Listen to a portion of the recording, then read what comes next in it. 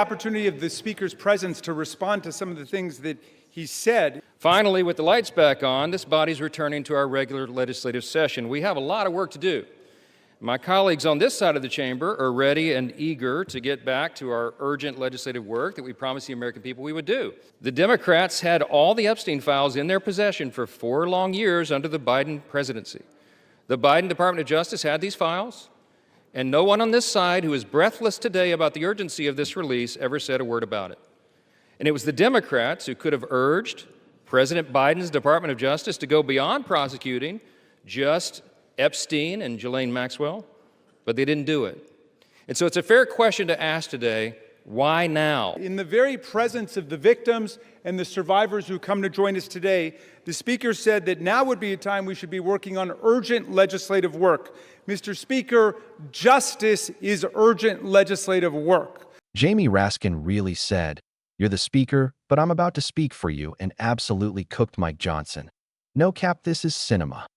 Mr. Speaker, you were the one who refused to swear in Adelita Grajova for 50 days. We would have done it 50 days ago, but she provided the 218th signature on the discharge petition. So why now? It was because of your dilatory tactics, your delay, your postponement of it. Now, the gentleman says that there are not sufficient protections. There are protections in the bill for the victims to make sure that their names will be redacted. And yet we hear even the Speaker of the House of Representatives openly inviting the U.S. Senate to start finger painting on this bill, which we have waited more than 5 months to bring to the floor. The Senate should pass the bill exactly as it's written. The President should sign it exactly as he said he would when he finally changed his mind. And the Epstein file must be released. Moreover, if the President is serious about what he's saying, he's got the power to release the Epstein file right now.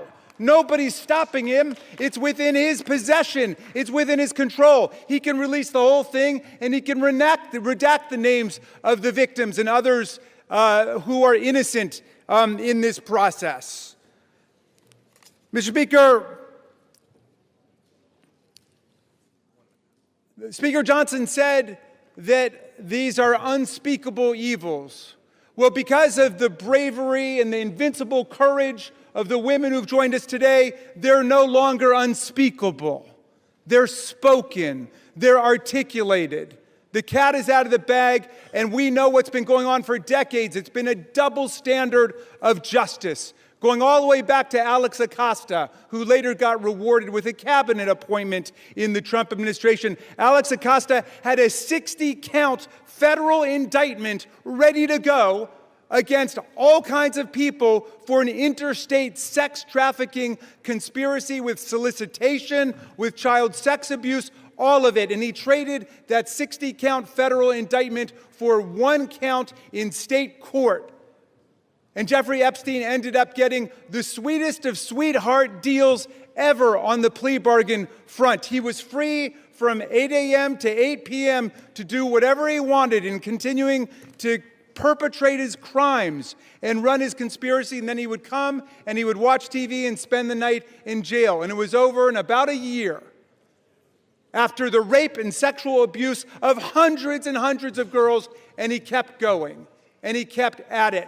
We want the whole truth to come out. This is the United States of America.